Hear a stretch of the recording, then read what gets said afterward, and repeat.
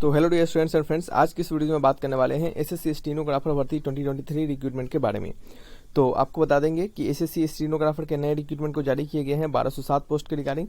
तो इस वीडियो में जानेंगे कि इस पर्टिकुलर वैकेंसी के रिगार्डिंग एलिजिबिलिटी क्राइटेरिया क्या है, एज लिमिट क्या होगा, सिलेक्शन प्रोसेस क्या रहेगा और सैलरी आपको कितने मिलेंगे, सभी तमाम जानकारी यहाँ पे हम आपको देने का प्रयास करेंगे। तो चलिए वीडियोस पे बने रहिएगा, कंप्लीट वीडियोस को बात कीजिएगा और देन फिर यदि कोई डाउट हो तो आप कमेंट बॉक्स में लिखकर हमसे पूछ सकते हैं।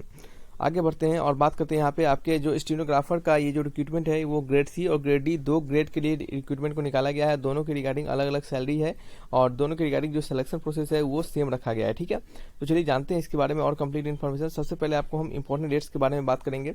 एप्लीकेशन जो होगा वो 2/8/2023 से स्टार्ट हो जाएगा। लास्ट डेट अप्लाई 23/8/2023 होगा। फी पेमेंट का लास्ट डेट भी 23/8/2023 होगा। करेक्शन डेट 24-25 अगस्त 2023 होगा। ठीक है, और आपका सीबीटी जो डेट होगा वो अक्टूबर-नवंबर 2023 में आपको लिए जाएंगे। फिर आपका स्किल टेस्ट का जो डेट होगा वो भी आपको सीबीटी के बाद आपका कंडक्ट करवाया जाएगा। ये सभी डेट के लिए आप क्या कर सकते हैं, इसके इन्फॉर्मेशन के लिए टेलीग्राम चैनल से जुड़ सकते हैं। लिंक डिस्क्रिप्शन बॉक्स में दिया गया है। वहाँ पे आपको डिफेंस ट्यूटर जॉब अपडेट के नाम से चैनल मिल जाएगा, आप उसे जाकर ज्वाइन कर लीजिए ताकि आपको सारे अपडेट्स वहाँ पे मिलते रहे। अब बात कर लेते हैं यहाँ पे एप्लीकेशन फ़ी के बारे में। तो application fee general OBC EWS के लिए 100 रुपीज़ रखा गया है। एसटी एससी और सभी फीमेल कैटेगरी के लिए कोई भी फ़ी नहीं रखा गया है। आप इस फ़ी को credit card, debit card, net banking के माध्यम से भी दे सकते हैं। बात कर लेते हैं अब हम एज लिमिट के बारे में। तो आपका जो एज लिमिट है वो 1/8/2023 से आपकी एज लिमिट को काउंट किया जाएगा, जिसमें कि आपका मिनिमम एज 18 ईयर होना चाहिए और मैक्सिमम एज 27 ईयर होना चाहिए ग्रेड डी के लिए, और मैक्सिमम एज 30 ईयर होना चाहिए ग्रेड सी के लिए। आपका जो एज रिलैक्सेशन मिलता है गवर्नमेंट के रूल्स के अनुसार वो आपको यहाँ पे भी दिए जाएंगे। टोटल 1207 पोस्ट पे वैकेंसी को निकाला गया है, ये हमने आपको पहले भी बता दिया है। यहाँ पे जो पहला पोस्ट है stenographer examination 2022 grade C post, जिसके लिए 93 पोस्ट है, और ग्रेड डी पोस्ट जिसके लिए 1114 पोस्ट के लिए वैकेंसी निकाला गया है। दोनों के लिए मिनिमम क्वालिफिकेशन आपको 10+2 पास होना चाहिए। यदि आपने ग्रेजुएशन पास किया है तब भी भर सकते हैं, लेकिन सिर्फ 10th पास किया है तो आप इस फॉर्म को नहीं भर सकते हैं। यानी कम से कम आपको क्लास 12th यानी 10+2 इंटरमीडिएट एग्जामिनेशन पास होना चाहिए।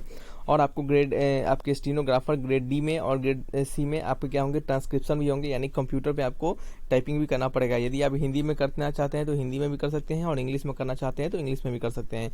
यह आपको चुनने के लिए जब आप फॉर्म को भरेंगे तो उस समय आपको पहले से चुनना पड़ेगा और उसी चुने हुए हिंदी इंग्लिश को जो भी आप फॉर्म भरते दौरान चुनेंगे उसी में आपको वहाँ पे टाइपिंग करना पड़ेगा। ठीक है, तो ये क्या होंगे, इसके आपके स्टेनोग्राफर के टाइपिंग के बारे में हो गया, एलिजिबिलिटी क्राइटेरिया के बारे में हो गया। अब जान लेते हैं सिलेक्शन प्रोसेस में। वहाँ पे सिलेक्शन प्रोसेस पे हम आपको टाइपिंग के बारे में थोड़ा सा और भी बताएंगे।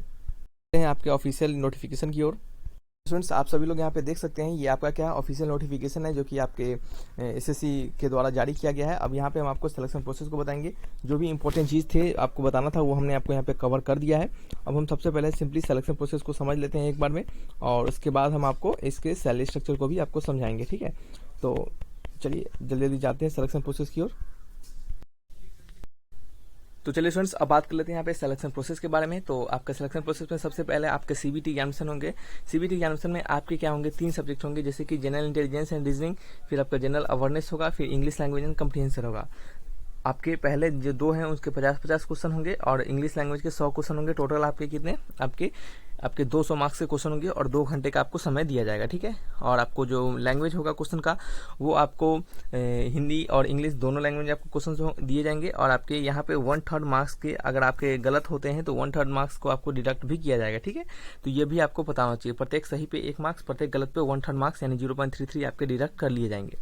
अब बात कर लेते हैं यहाँ पे सिंपली जो भी स्टूडेंट जिनका सीबीटी एग्जाम से निकल जाएगा और उनको स्टेनोग्राफर के स्किल टेस्ट के लिए बुलाया जाएगा तो उनको वहाँ पे क्या लिया जाएगा। तो जब आपको पहला एग्जामिनेशन निकल जाता है तो आपको स्किल टेस्ट के लिए बुलाया जाएगा। स्किल टेस्ट में सबसे पहले क्या होगा, आपका डिक्टेशन होगा। क्या होगा, डिक्टेशन। उस डिक्टेशन में आपको 10 मिनट का समय दिया जाएगा और आपको जो भी वर्ड बोला जाएगा वो आपको 100 वर्ड पर मिनट की स्पीड से ग्रुप सी ग्रेड सी वाले को डिटेक्ट किया जाएगा, डिक्टेट यानी आपको बोला जाएगा, और 80 वर्ड पर मिनट ग्रेड डी वाले के लिए डिक्टेट किया जाएगा। और उस डिक्टेशन को आपको क्या होगा, पहले लिखना पड़ेगा और देन फिर उसको लिखे हुए डिक्टेशन को ट्रांसक्रिप्ट करना पड़ेगा। लिखे हुए डिक्टेशन को ट्रांसक्रिप्ट करना पड़ेगा, इसका मतलब उसको आपको कंप्यूटर में लिखना पड़ेगा। ठीक है, अब बात कर लेते हैं कंप्यूटर में जब आप लिखेंगे तो आपका स्पीड कितना होना चाहिए, आपकी स्पीड को कितना चेक किया जाएगा। बात कर लेते हैं स्टेनोग्राफर ग्रेड डी के लिए आपकी इंग्लिश लैंग्वेज को टेस्ट किए जाएंगे और ड्यूरेशन आपका 50 मिनट का समय दिया जाएगा। ठीक है, और जो भी पीडब्ल्यूडी यानी आपके दिव्यांग कैंडिडेट होंगे उनको 70 मिनट मिलेगा। फिर उसी प्रकार स्टेनोग्राफर ग्रेड डी के लिए हिंदी के लिए 65 मिनट का समय दिया जाएगा और स्टेनोग्राफर ग्रेड सी के लिए इंग्लिश के लिए 40 मिनट का समय मिलेगा। फिर स्टेनोग्राफर ग्रेड सी के लिए हिंदी वाले के लिए 55 मिनट का समय मिलेगा, ठीक है। और इस इतना समय में आपको क्या होंगे, आपको उसको ट्रांसक्रिप्ट किया जाएगा और आपके ट्रांसक्रिप्शन का जो कह सकते हैं कि स्पीड है वो भी वहाँ पे आपको चेक किया जाएगा, ठीक है। चलिए आगे बात कर लेते हैं। अब यहाँ पे हम आपको, अगर आप स्पीड के बारे में बात कर लेते हैं तो आपको ग्रेड सी के लिए आपका जो स्पीड चेक किया जाएगा वो आपको जो भी आपने ट्रांसक्रिप्ट किया होगा उसको इस दिए हुए पार्टिकुलर समय में आपको सारे को वहाँ पे ट्रांसक्रिप्ट करना पड़ेगा कंप्यूटर पे, ठीक है। अब हम बात कर लेते हैं सैलरी स्ट्रक्चर के बारे में। चलिए अब बात कर लेते हैं यहाँ पे आपके सैलरी स्ट्रक्चर के बारे में। तो आप देख सकते हैं जो ग्रेड सी होंगे उनका जो सैलरी ग्रेड पे होगा वो क्या होगा, 4200 ग्रेड पे होगा, यानी लगभग उनका जो सैलरी स्टार्टिंग होगा, स्टार्टिंग का 42,000 प्लस से स्टार्ट होगा और देन फिर उनका सैलरी आगे तक बढ़ता चला जाएगा, ठीक है। और अब बात कर लेते हैं आपके जो ग्रेड डी के लिए एग्जामिनेशन होगा उनके लिए। तो ग्रेड डी के लिए 2400 ग्रेड पे होगा, यानी लगभग कह सकते हैं कि 24,000 से आपका सैलरी स्टार्ट होगा और आगे तक बढ़ता चला जाएगा, स्टार्टिंग में ही आपका, ठीक है। अब थोड़ा सा आपको बता दें कि यदि आप जब फॉर्म भरते रहेंगे उस समय आप ग्रेड सी ग्रेड डी आपको अलग अलग जो भी मन है उसे भी भर सकते हैं या फिर आप बोथ को भी भर सकते हैं, ठीक है। ये आपको एसएससी के द्वारा प्रोवाइड करवाया जाता है कि आप दोनों के लिए भी भर सकते हैं फॉर्म, ठीक है। तो शायद आपको सभी कुछ अच्छे से समझ में आ गया होगा। जो भी हमने आपको थंबनेल में बताया वो सब कुछ समझ में आया होगा। और स्टेनोग्राफर का काम क्या होता है, सिंपली बात है, वो आपको वहाँ पे कागज पत्र का काम होता है और उससे क्या करना पड़ता है, वहाँ पे जो भी चीज़ होते हैं ऑफिस में उसको क्या करता है, कंप्यूटर पर ट्रांसक्रिप्ट करना पड़ता है उन्हें, ठीक है। तो चलिए रखते हैं इस वीडियो को यहीं पर, मिलेंगे नेक्स्ट वीडियो में। Thanks for watching.